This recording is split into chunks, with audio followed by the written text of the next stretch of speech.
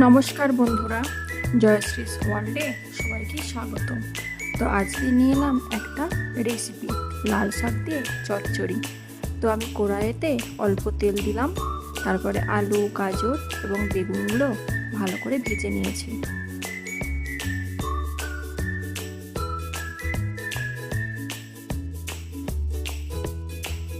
এরপর কড়াইতে অল্প তেল দিলাম, তেলেতে কালো সরিষা, গোটা জিরে এবং চিড়ে রাখা একটা লঙ্কা দিয়ে দিলাম ফোড়নের জন্য। অল্প একটু হালকা করে ভেজে নেব, তারপরে এর মধ্যে দিয়ে দেব রসুনের কুচি। আমি এখানে 7 থেকে 8 কোয়া রসুনের কুচি নিয়েছিলাম। তো রসুনটাকে ভালো করে একটু ভেজে নেব যেন লাল হয়ে আসে।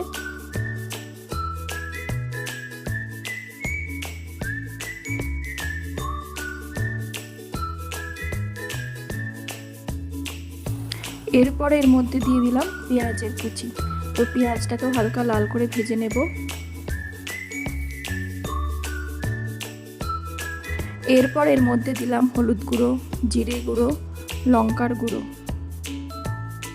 তো ভালো করে মিশিয়ে নিলাম এবং দিলাম অল্প একটু স্বাদ মতো নুন। তো ভালো করে মশলাটাকে একটু মিশিয়ে নিলাম এবং একটু জল দিলাম যাতে না নিচটা ধরে যায়।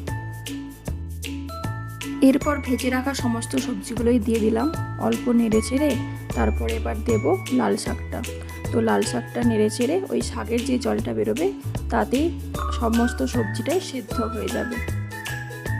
অল্পক্ষণের জন্য একটু ঢাকা দিয়ে দিতে হবে। দেখো আমার এখানে তৈরি হয়ে গেছে লাল শাক দিয়ে চচ্চড়ি। তো তোমরা জানিও কেমন লাগলো, আর অবশ্যই কিন্তু বানিও।